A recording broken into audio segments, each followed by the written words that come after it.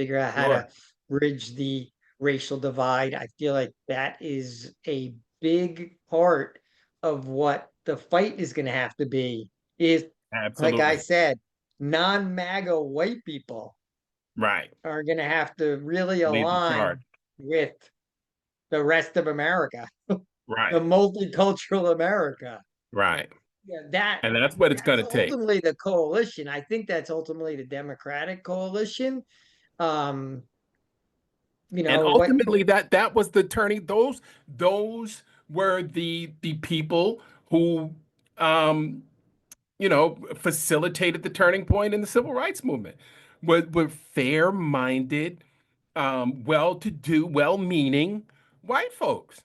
Did I ever tell you the story how we got the mortgage for our house in Peekskill?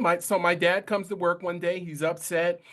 Always wore his emotions on his shirt sleeve, and his coworker says to him, "Hey Connie, what's wrong with you? Why are you so down in the dumps?" We found the house. They won't take my wife's income because they say she's of childbearing age. And she said, "What?" She said, "Yeah, I can't qualify for the mortgage by myself, but they won't accept my wife's income." At the time, my dad was making like 5 grand, right? And my mother was probably making another 4,000. And so but they wouldn't accept her income because she was of childbearing age. So my dad's coworker pulls up a sheet of paper, writes down a name and phone number on it, says, "Here, my husband is the president of so and so bank.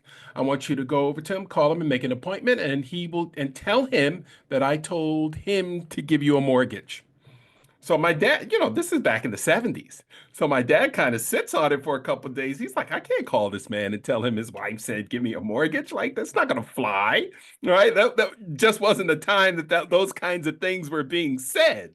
Right? But he really wanted this house. I was going into first grade. My brother wasn't here yet, but they had found this neighborhood. They had found a place. Some friends had already moved up to Peekskill, so they were like, "Let screw it, I'll just try it." Goes down, sees the guy, gives him a mortgage. Right? Now they got to sell their condo. We were down in Elmsford, right outside of White Plains. They sell the condo too quickly. Before we can get into the house, we got no place to go. My dad goes to work again, sulking. So his coworker comes up to him again and says, "Hey, Connie, what's wrong? What's the problem? I thought you got the mortgage." He said, "I did, but we sold our condo so quickly. The folks haven't moved out yet. We got no place to go." The coworker says, "Oh, that's no problem. We're going to be vacationing in Europe for the summer. You and your family can stay at our house until your house is ready."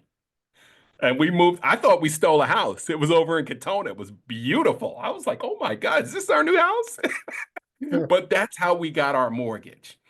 And so, my dad only shared that story with me maybe 2010, 2005. Like I never knew how we ended up in Peaks. And I never knew that, the dream was, again, it was so difficult to grab a piece of the dream, you know?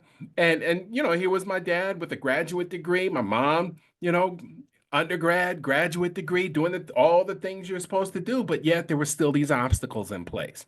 Yeah, you got So, a taste of how easy it is for that. right, Okay, that story was not being told in my house, right? right, Wasn't being right, told in my right, house.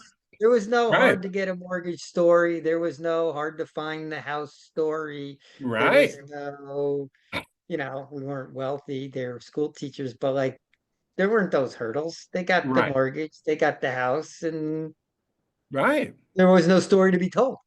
right.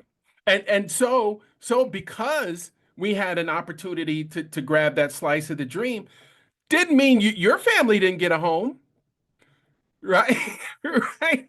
See, We and already that's had my our home. point. We You're, had our home. yeah, you got your home, right? So there's enough opportunity. I'm seeing so much building. Like that's what was killing me. All of the election cycle, right? Oh, the economy. Everywhere you look, you see cranes and construction and expansion and building, right? And oh, the economy's in the shit of the economy's so bad. What are you talking about? Oh, by the You way, know, economies don't grow when there's less people around. That's why right. China had to change their policies and Japan aging and like you need more people. So you kick a bunch of people out, like it's just Right. less customers for McDonald's and all these places.